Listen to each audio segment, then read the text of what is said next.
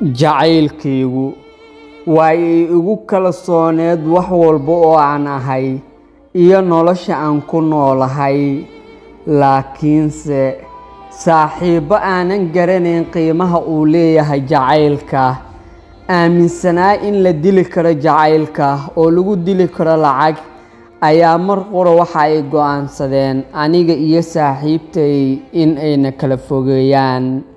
waa qiso aad u xanuun badan, waxaana la soo wadaagay mid ka mid ah saaxiibada ku xiran barteena YouTube-ka Socdaal 24. waxa uu hadalkiisa ku bilaabay: waxaan doonayaa qisadan xanuunka badan ee ugu dhacday in aan la wadaago saaxiibada ku xiran barta TikTok-ga Socdaal 24 iyo barta YouTube-ka ugu yaraan si ay fariimo fara badan oo aan ku farxo qalbigayga iigu sheegaan ama qalbiga ii qaboojiyaan. waan ogtihiin jacaylku waa wax aad u adag, laakiin aniga kan igu dhacay jacayl maahan. saaxiibtayna waa ii jecleed, dan iyo duruufta ayaa la iiga tegay. Maxamed waxa uu ka mid ahaa dhalinyarada ku nool magaalada Beledweyne. waxa uu dhiganayay mid ka mid ah iskuulada ku yaalo magaalada Beledweyne. Maxamed wuxuu ahaa wiil aad u qurux badan, inkastoosan labiskiisa u dhammaystirnayn, haddana wuxuu ahaa nin labada shay uu haysto mar walbo aad u feereysto oo isqurxiyo. kabaha buudka Maxamed waxay u ahaayeen joogto, mar walbana waxa uu samayn jiray in uu aad isku qurxiyo. Maxamed dad badan oo hantiilayaal ah ayuu ka labis qurxoonay. xaqiiqda marka laga hadlo oo dharka uu wato, saaxiibadiis qaar ayaa ka soo tabalsay jireen. inkastoo asagoo ay ahayd duruufta aad ku nooshahay yaa lagaa dareemin oo noloshaada cidnaha u sheegin. Maxamed waa ay ku adkayd 3 waqti inuu raashin helo. mararka qaar saaxiibadiis ayuu qadada gacanta la gashi jiray, mararka qaarna xishood dartiis asagoo baahan ayuu dhihi jiray, saaxiibayaal waan soo qadeeyay, way idiin tufan tahay. waana sidii uu xal ku seexday oo wax raashin aamuusan cunin. asagu wuxuu iska ilaali jiray marnaba in war reerkooda ama faamilkooda ama nolosha uu ku nool yahay bannaankaas ay u baxdo.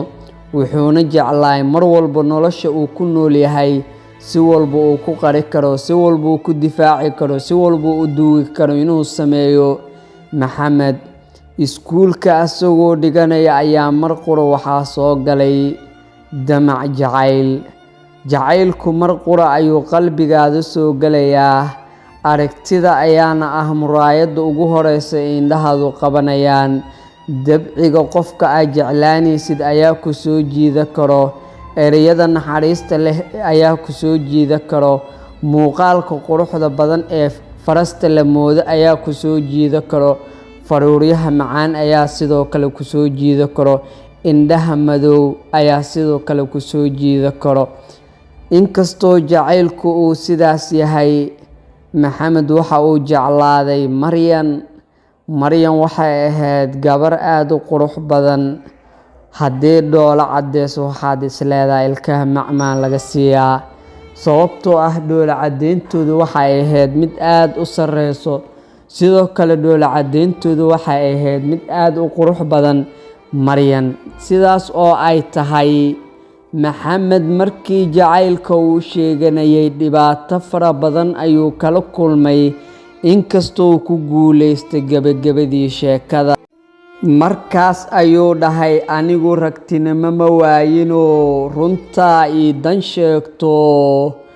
shilimaad baa i ciilo, jacaylkaygu waan ku guuleysa lahay, cagku hanti aada haysan. tani intaa ku kulmi doono qaybtii labaad oo xiiso badan. waa soo saaraha qisooyinka Mahad Abuukar Maxamed Mahad Socdaal oo idin leh saaxiibka sharafta badan ee ku xiran barteena YouTube-ka, barteena TikTok-ga iyo barteena page-ka Facebook aan ku leenahay. tani inta muuqaal kale aan ku kulmi doono waad ku mahadsantahay daawashada. saaxiib ka dhigo waa hubaal inaad mar walba ka heli doontid qisooyinka jacayl ee quruxda badan ee halkan soo dhigno. maxaad ka aaminsan tahay adigu jacaylku qisooyinku ma ku taabtaan oo fikradaadu wax ma ka beddelaan?